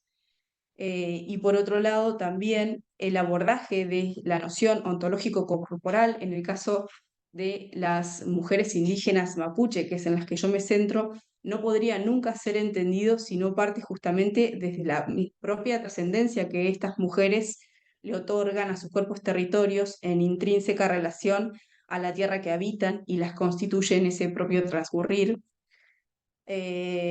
Concretamente en mi caso, que me centro en las mujeres indígenas mapuche de Neuquén, que están nucleadas bajo este movimiento de mujeres y diversidades por el buen vivir, es sumamente importante entender ese anclaje identitario que hay entre la tierra, que la gesta y la simbiotiza en un tiempo circular. Y que une esas acciones del presente con los testimonios y con las memorias ancestrales. Si no lo entendemos justamente desde el enfoque que estas mujeres plantean, no podemos entender justamente conceptos como, por ejemplo, el de terricidio, que es en el que me voy a centrar ahora. Eh, el terricidio está puramente vinculado, estas denuncias del terricidio, que son las que plantean las mujeres indígenas mapuche, con la noción no solo identitaria, sino geopolítica. Entender la relevancia de la noción geopolítica como espacios históricos, sociales, culturales, discursivos e imaginados permite también abordar esa impronta de la variable del terricidio y la fuerza que adquiere para estas mujeres en el contexto de las denuncias que van ejecutando, entendiéndolas a partir de la materialidad corporal y espiritual de un estar geosituado concretamente, como diría Rodolfo Kusch. El terricidio como concepto es sumamente importante en esta noción identitaria, entendiéndolo como el eje central para poder entender la interseccionalidad situada en cuerpos territorios de las mujeres indígenas. Ellas lo definen desde el movimiento de mujeres y diversidades indígenas por el buen vivir como el asesinato no solo de los ecosistemas tangibles y los pueblos que lo habitan, sino también al asesinato de todas las fuerzas que regulan la vida en la tierra, a lo que llamamos ecosistema perceptible. Esos espíritus son los responsables de que la vida continúe sobre la faz de la Tierra y ellos están siendo destruidos conjuntamente con su hábitat. En este sentido, para poder abordar las vidas precarizadas, las violencias instituidas, el emblema de colonial que es el marco teórico me permite justamente no hablar de lo que opino que las mujeres plantean, sino más bien hacer visible lo invisibilizado a partir de mostrar esos relatos, de poner en discusión desde la atendiendo a que no es el posicionamiento personal, sino que es el que viven estas mujeres, me planto en la importancia de poder mostrar esos espacios, esos intersticios, esos bordes, fronteras, a través de los cuales espacios y tiempos resisten esa incorporación a una mirada geopolítica continentalista, como plantea Maldonado Torres. Me centro concretamente en las acciones desobedientes, resistentes, críticas, tenaces y transformadoras que estas mujeres han sabido construir desde un rol claro político de resistencia identitaria y reexistencia colectiva. Acá en particular, bueno, yo ya había comentado que me iba a centrar en los relatos de estas mujeres. En primer orden me voy a centrar en lo que tiene que ver con la noción de terricidio, que es sumamente importante para poder entender qué pasa con estas denuncias, a qué se refieren. Eh, la primera mujer en la que voy a centrarme es Moira Millán, que es huichafe, luchadora de los derechos del buen vivir de las comunidades mapuche concretamente, pero bueno, representa también al movimiento de mujeres y diversidades indígenas por el buen vivir. Moira plantea que el terricidio es un concepto que sintetiza todas las formas de asesinar la vida que tiene el sistema, incluye el ecocidio, el epistemicidio, el genocidio y el femicidio. El terricidio también atenta contra la intrínseca relación que tiene la humanidad con el resto de la naturaleza, pero también con su espiritualidad, con su cultura, con sus espacios sagrados. Por otra parte, para Moira no puede haber libre determinación de los pueblos si no hay libre determinación de nuestras cuerpas, nuestros territorios. Mediante nuestras cuerpas, la naturaleza, incluyendo los ríos, montañas, lagos, selvas, etc., habla. El feminismo, en este sentido, además de ser antipatriarcal, debe ser anticolonial para denunciar prácticas coloniales como el chineo.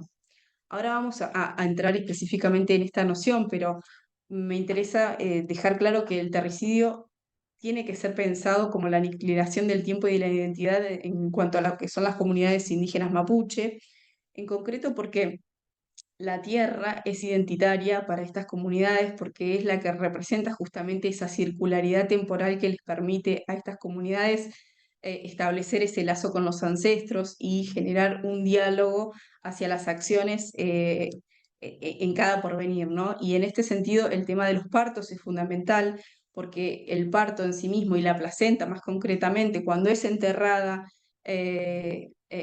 luego de nacido el bebé, genera ese diálogo con los ancestros y es lo que permite establecer ese lazo con la ancestralidad y es el motor de vida y el principio de la muerte, ¿no? Lo que genera la circularidad de la vida. Por eso el atentado contra la tierra, en este caso, es un atentado contra la propia identidad y contra la propia vida de estas comunidades. Estela Maris Molina, que es la representante Coya que participó el año pasado de estos encuentros, se planteó, tuvo el interés de participar para hacer una denuncia explícita sobre un concepto que ellas vienen planteando de forma clara y recurrente en distintas redes sociales, pero que justamente buscan institucionalizar el reclamo porque necesitan categorizar o que haya una reconversión jurídica dentro de lo que es este concepto. El concepto es el de chineo. El chineo es una violación en manada, colonial y racista hacia las niñeces indígenas, dice Estela. Es un crimen de odio, una práctica sistematizada, colonial, perpetrada por criollos hacia nuestras comunidades. Las niñeces son degradadas en su calidad humana al punto de ser cazadas como animales, dando lugar al funcionamiento de estos ritos de odios de la cultura colonial, racista, capitalista y patriarcal. Cuando a Estela se le pregunta de qué se trata o cuál es el procedimiento en el que se genera este tipo de violación en manada, ella comenta y describe esto. Dice, las hacen correr, correr, correr, correr. Ellos en sus motos, cuatriciclos, camionetas, autos, hasta que ellas se cansan y quedan extenuadas. Ahí son violadas y luego de que las violan, las matan. Para no dejar rastros, las tiran cual presa cazada en cualquier lugar. La toma y sacrificio de los cuerpos de las mujeres, hombres y niñeces indígenas para lograr de ese modo apropiarse de sus territorios ha sido una práctica habitual de los criollos.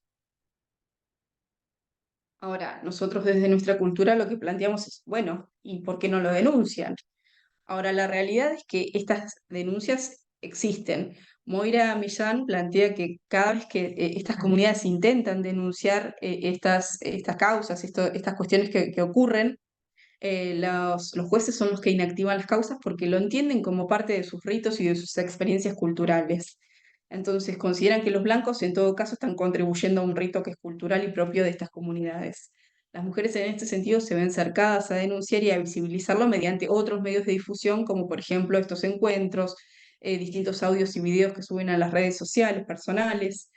Y lo que plantea Moira Millán es que esta resistencia se produce en completa soledad y bajo la complicidad de un país que observa estas aberraciones como un tímido espectador incapaz de alzar la voz. Como vemos, estas marcas opresivas e inquistadas colonial, patriarcal y clasistamente en los cuerpos territorios de las mujeres indígenas son una patente expresión de las huellas corpopolíticas que los mecanismos de colonización actual siguen irrigando en nuestras geografías. Es prioritario, entonces, en este sentido, pensar desde cosmogonías alternas y formas otras de habitar el suelo, con la responsabilidad, claramente, ético-política que conlleva este abordaje de estas narrativas y asumiendo que nuestra mirada es académica y que no somos quienes estamos viviendo esto, pero sí estamos mostrando estos relatos y estas denuncias concretas desde sus propias voces. Buscamos justamente, intentamos dignificar todas las formas de vida y pensamos en otros horizontes posibles de existencia. El objetivo claramente se centra en poner de relieve la resiliencia que construyen estas culturas subalternizadas por el yugo colonial como forma horizontalizada de narrativizar un sentir decolonial desde la performatividad y desde la memoria de los cuerpos. En concreto, cuando pensamos en lo que implica la apertura de otras geografías del ser, del conocer y de las luchas ancladas en el lugar, en particular, me interesa pensar y encontrar espacios intersticiales que le permitan a estas mujeres y a estas potentes resistencias dar a luz estas huellas de resistencia, que son ontológicas, que son epistémicas, que son políticas y que son plasmadas por las mujeres mapuche a partir de lo que van expresando. Sin embargo, estas expresiones de ninguna manera son acuerdos, o sea, no es que todas las mujeres piensan exactamente esto, ¿no? Las mujeres plantean que dentro de estos parlamentos plurinacionales de mujeres y diversidades indígenas por el buen vivir, se producen encuentros en los que hay muchas tensiones respecto a cuáles son los posicionamientos que van a tomar frente a cada una de estas cuestiones que denuncian. Entonces, es interesante ver que los acuerdos que se generan entre estas culturas, entre estas epistemes, parten de las disputas y de los consensos respecto a los posicionamientos éticos políticos sobre los distintos temas por los que luchan y los fundamentos políticos concretos que salen a manifestar y a defender. En particular, las luchas de estas mujeres indígenas, Estela planteaba concretamente que se integran en una comunión del sentipensar que cimienta la base amorosa de sus luchas orientadas a la construcción del buen vivir, se orientan a preservar la vida en todas sus formas, están sostenidas en la espiritualidad, con las ceremonias ancestrales que construyen en cada encuentro. Las luchas no son solo políticas, sino también están orientadas a la recuperación espiritual y de la autodefensa. Las contiendas actuales buscan evidenciar las múltiples expresiones genocidas pasadas y presentes llevadas a cabo por los gobiernos neoliberales, capitalistas, racistas y patriarcales. Acá hay algunas de las denuncias concretas que las mujeres indígenas han llevado a cabo, las acciones concretamente políticas. Recién Fabi había nombrado alguna de ellas, que tiene que ver, por ejemplo, con las resistencias pacíficas que ejecutan estas mujeres en sus territorios y la represión que viven como respuesta, ¿no? Por parte de los comandos unificados en los territorios en los que se llevan, desalojan a las personas y, bueno, muchas de las personas terminan siendo apresadas ilegalmente sin ninguna causa clara. Bueno, y algunas de las respuestas que estas mujeres generan, ¿no? Las resistencias pacíficas, la ocupación el año pasado, en noviembre, del Banco Central de la Nación Argentina, realizada por este movimiento exigiendo una agenda por la vida, porque consideran que el Banco Central es el lugar en donde se planifican los destinos de la patria, entonces que haya una perspectiva de la vida. Bueno, y la lucha respecto a lo que es el chineo, pasando de lo que es la campaña de basta de chineo a abolición del chineo ya, que se centra concretamente en declarar a este crimen como un crimen de odio imprescriptible e inhabilitar a los funcionarios que lo realicen, y apuntar específicamente a una noción de cuidado y de prevención de esta práctica. Bien, cerrando ya, llegando a las conclusiones, me parece importante que en toda estrategia política contrahegemónica construida sobre el reconocimiento mutuo como sujetos de opresión insurgentes, no debemos nunca desorientar la mira respecto a las relaciones sociales que colaboraron con la constitución actual de esa posición de sujeción, de subalternización, de opresión, de desplazamiento como tal, en particular desde la conciencia crítica sobre las formas opresivas en las que opera la institucionalización de la violencia sobre los cuerpos, suscribo a poner de relieve la resiliencia de las culturas subalternizadas como una forma de narrar ese sentir decolonial, esa performatividad de los cuerpos, esa memoria desde la que se expresan, desde sus diálogos ancestrales. Y finalmente celebro que en todos, que sus modos decoloniales de coexistencia, de coconstrucción ontológica, epistémica y política sean visibilizados a partir de sus insolentes accionares geosituados dentro de los marcos de sus resistencias identitarias y resistencias colectivas, porque considero que justamente son ejemplares como una forma de subvertir lo dado. Bien.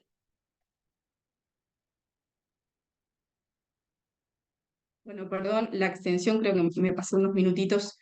Hice uso de que no había venido la compañera, pero bueno, ya estamos para socializar las presentaciones de todos que han sido sumamente valiosas, sumamente variadas. Si bien teníamos puntos en contacto en algunas temáticas, creo que ha sido sumamente rica. ¿Quieren comenzar con alguna pregunta en particular hacia alguna de las presentaciones o ampliar alguna de de lo planteado, de lo expuesto hasta el momento?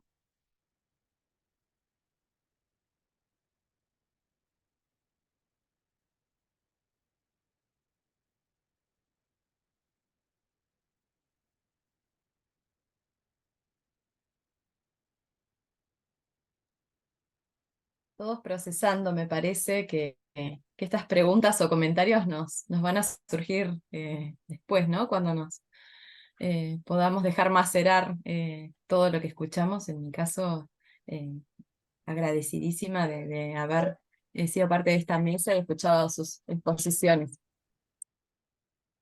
Muchas gracias, A Fabiana. mí me gustaría hacer una pregunta para las dos últimas ponencias que están vinculadas con el mundo mapuche.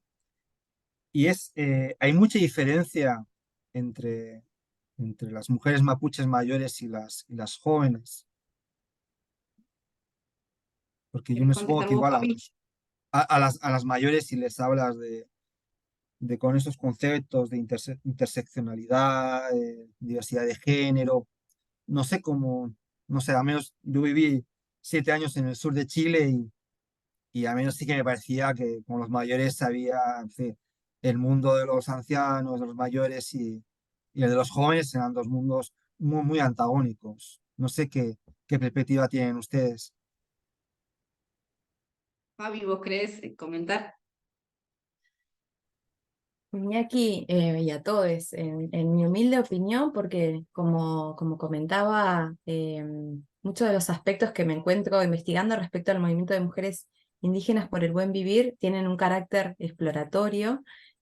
Las cuestiones en las que más me he centrado es en las cuestiones políticas de reivindicación de los nombres propios, pero una aproximación interseccional a este problema implica también pensar en qué peso tiene la variable etaria y a mi modo de ver, creo que al menos este nucleamiento del movimiento de mujeres indígenas por el buen vivir tiene un carácter transgeneracional, que es el que más dialoga o ha sido interpelado por el movimiento feminista en Argentina.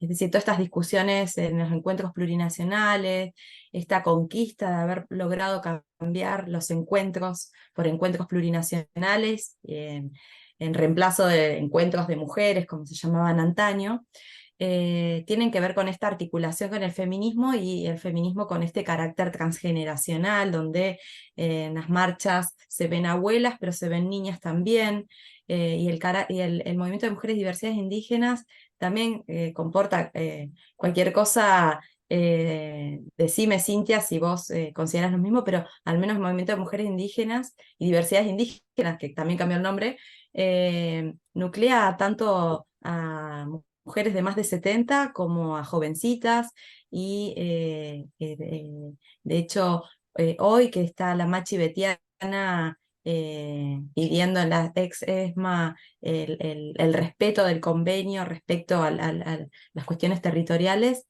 se trata de una Machi, una autoridad sagrada, muy, muy joven. Sí es fundamental en distintas demandas cómo está también esta demanda del respeto digamos, que no exista la discriminación, la gerontología, la discriminación por edad, pero a mi modo de ver existe también este carácter transgeneracional. Sí, yo coincido con Fabi.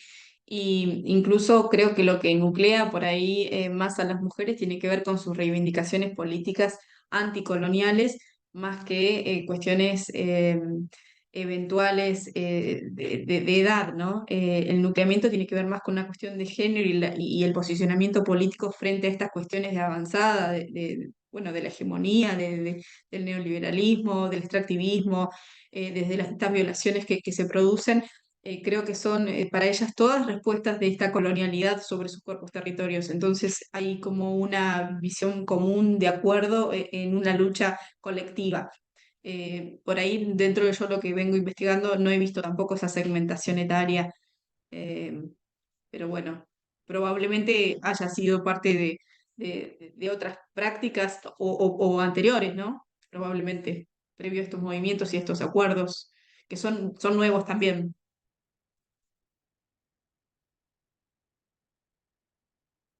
¿Alguien más tiene alguna pregunta, algo para compartir, para comentar, para agregar?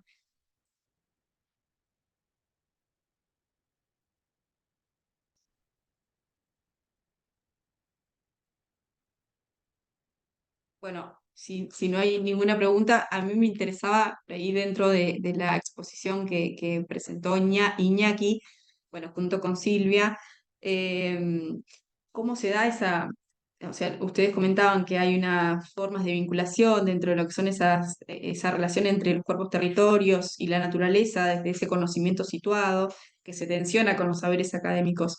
Ahora, a mí me interesaba pensar cómo es que se produce esa vinculación efectiva, si realmente se produce esa vinculación efectiva entre epistemes, o terminan siendo por ahí cuestiones que terminan siendo aisladas, que terminan planteándose de modo folclorístico, ¿no? El conocimiento de las mujeres o de las poblaciones de forma aislada y sirve para ellos, y después la cultura hegemónica sigue su carril, y bueno, y excepto trabajos de investigación concretos que parten para conocerlo y hacer por ahí.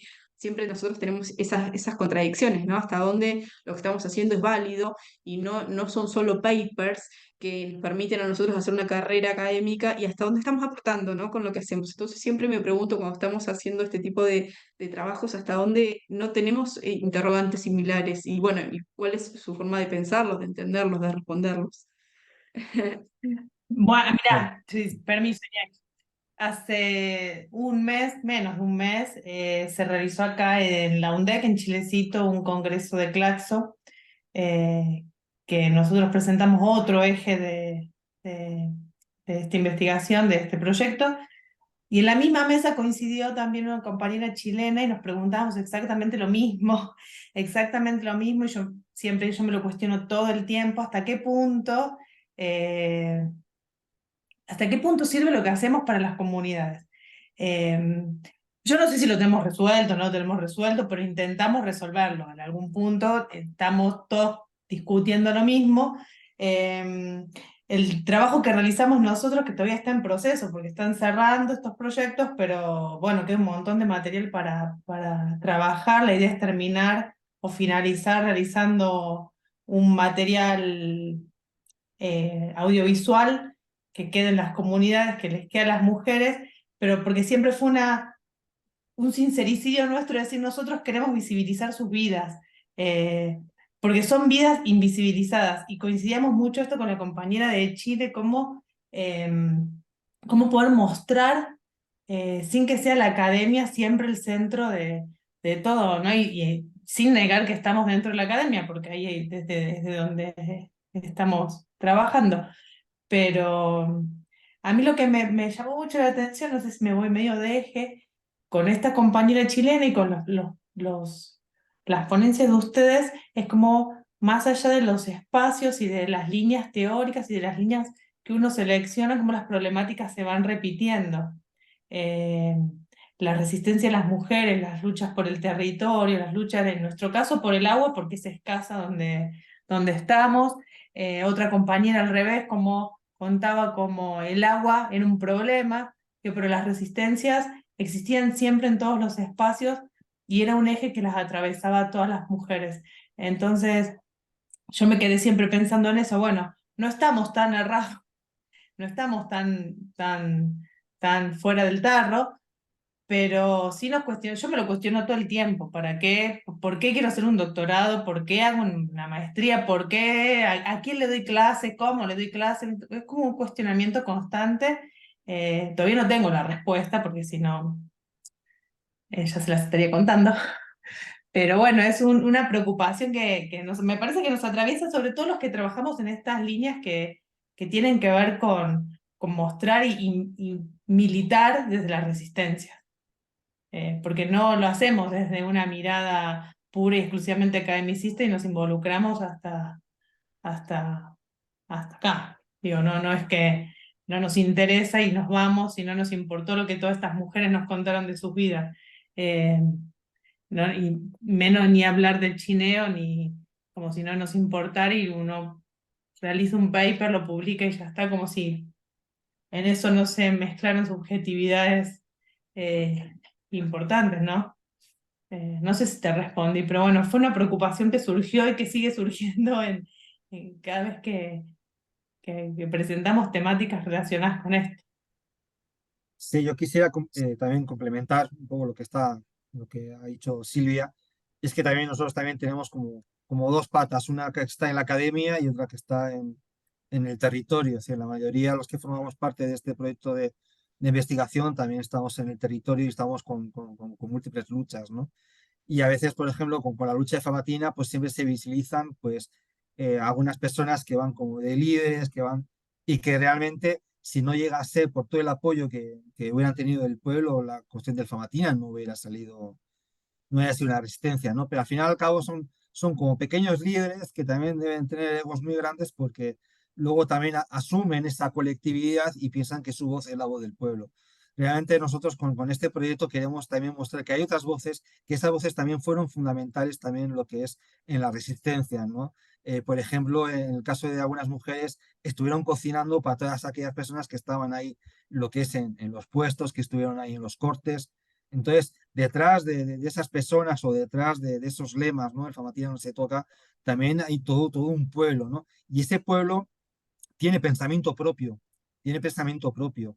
Y tiene un pensamiento propio porque realmente, justamente, si a nosotros nos quitan el agua, el valle, lo que es Antinápolis Colorados, desaparece. ¿Por qué? Porque hay muy poca agua. Entonces, no es posible, por ejemplo, proyectos de megaminería y agricultura. Sí, no es posible. Y entonces también nuestro trabajo consiste también en fortalecer también esas resistencias que cada vez se ponen, cada vez están más amenazadas. Y luego también hay neocolonialismos también muy sutiles, ¿no? Como por ejemplo el del Parque Nacional. ¿Qué persona se puede posicionar en contra de un sistema de protección del territorio? Pues bien, pues nosotros en nuestro caso nos oponemos. Y nos oponemos en primer lugar porque también es la forma, la metodología en la que se imponen ciertos modelos de conservación. Sí, a nosotros, o al menos aquí en Famatina o en Chilecito, nadie nos ha preguntado cómo queremos conservar el cerro, ¿no? O el territorio, sino que ya por ejemplo, viene una ONG y nos dice, bueno, aquí nosotros presentamos un proyecto de creación de parque nacional. Y eso también yo creo que está pasando en el sur, creo que está pasando en diferentes lugares, y eso también nos invita también a mostrar esas voces en las que dicen, no nos interesa el parque nacional. En primer lugar, porque es un proyecto que no conocemos, un proyecto que viene de fuera, nadie nos ha consultado y realmente es el pueblo también el que está conservando con su lucha diaria lo que es el territorio. Sí, coincido, Iñaki, es así, es sumamente importante justamente escuchar las voces, o al menos en mis temas de investigación, las voces siempre son un faro cultural distinto que permiten ver cosas que nosotros tenemos naturalizadas, ¿no? Nosotros tenemos el emblema de hay que tener un desarrollo productivo para generar trabajos y para generar energías y para generar una serie de cuestiones que sabemos que atentan contra la territorialidad, que sabemos que atentan contra el bienestar de muchas comunidades. Y dejamos relegado la cuestión identitaria, la cuestión específicamente eh, de cómo viven estas comunidades que están en zonas rurales, periféricas. Entonces, es sumamente importante pensar cuál sería la forma de encontrar un equilibrio, ¿no? Entre el desarrollo, por un lado, que obviamente en países como los nuestros, de tercer mundo, subdesarrollados, es absolutamente necesario, pero por el otro, ¿cómo hacemos para sostener un equilibrio dentro del respeto por estas cosmovisiones y estas formas de vida que en última instancia lo que hacen es colaborar con mejores formas de entender la tierra, de vivir en equilibrio con la naturaleza, y esos equilibrios cada vez se vuelven un poco más tensos y más complejos, ¿no? Eh, Al menos así lo veo, no sé qué piensan.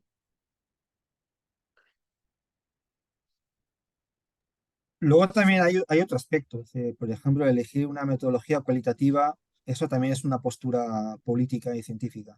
Sí, que no es lo mismo una investigación cuantitativa que una cualitativa. En una cualitativa el protagonista no es el científico, sino realmente es esas voces que va rescatando, ¿no? Entonces, ya desde la metodología, y sobre todo en nuestro caso que le queremos dar mucho más protagonismo a lo que es más que a nuestras categorías, sino lo que las mujeres dicen, piensan, ¿no? Yo creo que son bastante explícitas, ¿no? Hablando con ellas, lo tienen clarísimo, tienen clarísimo toda la cuestión de lo que es de la defensa del cerro, la defensa del agua, ¿sí? La transmisión que ellas mismas van ofreciendo a sus hijas, a sus nietas, con los yuyos, remedios que siguen usando hoy en día porque son eficaces, ¿no? Sí.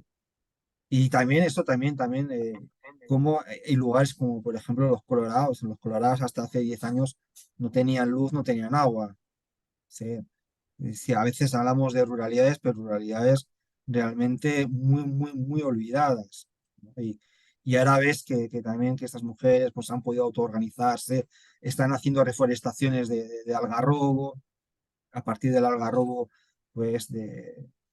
se obtiene lo que es harinas, café, un montón de productos, ¿no? Entonces, eso a mí me parece súper enriquecedor y también lo que es muy interesante poder rescatar estas voces, estas luchas, ¿no? Y estas resistencias.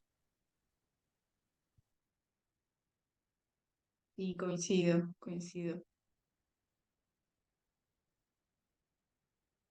¿Alguien tiene algún comentario más que quiera compartir?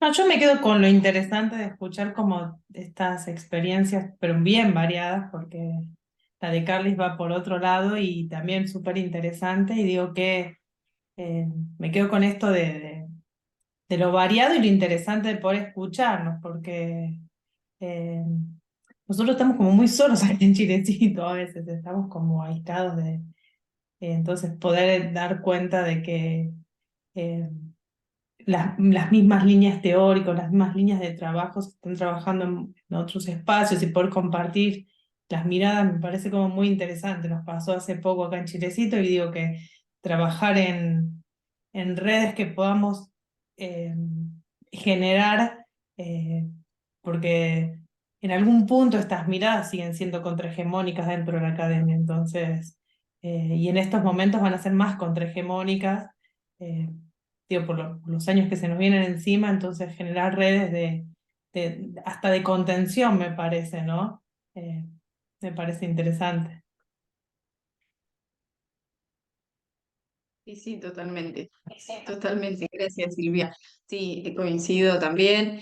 Creo que bueno, estos espacios nos permiten ver que somos muchos los que vamos investigando y tratando de construir para el mismo lado.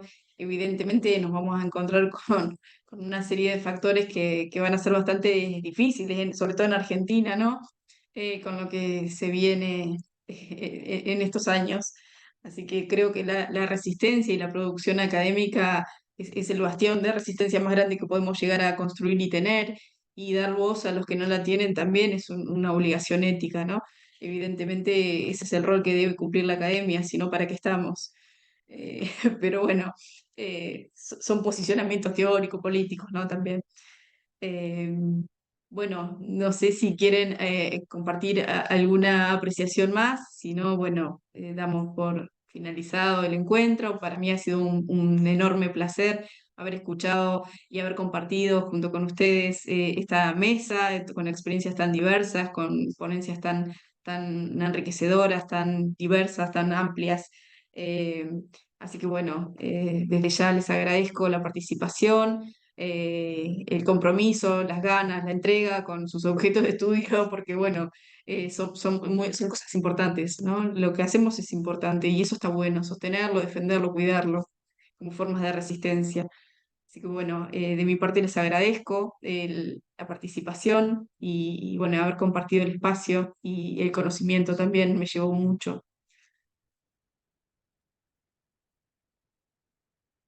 Bueno, Muchísimas muchísimas gracias. gracias. Nos vemos. Hemos Chao. finalizado. Nos Adiós. vemos. Muchas Chao, gracias a todas gracias. y a todos.